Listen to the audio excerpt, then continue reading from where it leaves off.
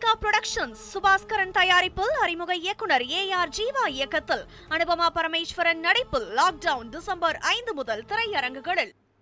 சர்வதேச சுற்றுலா தளமான கன்னியாகுமரியில் சூரிய உதயத்தை காண சுற்றுலா பயணிகள் குவிந்தனர். கன்னியாகுமரியில் சுற்றுலா பயணிகள் எண்ணிக்கை கணிசமாக அதிகரித்து காணப்பட்டது. அதிகாலை முதலே சூரிய உதயத்தை காண ஏராளமான பயணிகள் திரண்டனர்.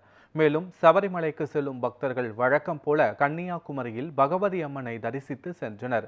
பூம்புகார் கப்பல் போக்குவரத்து கழகத்தின் படகு சேவையில் திருவள்ளுவர் சிலை, விவேகானந்தர் மண்டபம் மற்றும் கண்ணாடி நடைப்பாலத்தை காண சுற்றுலா பயணிகள் அதிகம் ஆர்வம் காட்டினர். பயணிகளின் வருகையால் உள்ளூர் வியாபாரிகள் மகிழ்ச்சி அடைந்துள்ளனர். காலையில நாங்க 5 o'clock எழுந்து சன்ரைஸ் பார்க்கலான்னு வந்தோம்.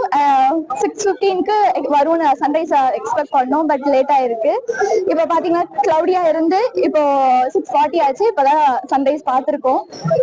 நிறைய பேர் வந்து பார்த்துட்டு இருக்காங்க. டூரிஸ்ட் நிறைய பேர் வந்திருக்காங்க. ஸோ எல்லாமே சூப்பரா இருக்கு. இங்க ஸ்பாட்ஸ் பாத்தீங்கன்னா கோவில் போகணும், நிறைய பிளான்ஸ் வச்சிருக்கோம். கோவில் போயிட்டு அதுக்கப்புறம் பாத்தீங்கன்னா திருவள்ளுவர் சிலை இருக்கு. ஸோ போட்டிங் எல்லாமே அரேஞ்ச் பண்ணியிருக்காங்க. ஸோ அதுக்கப்புறம் நாங்க போலான் இருக்கோம்.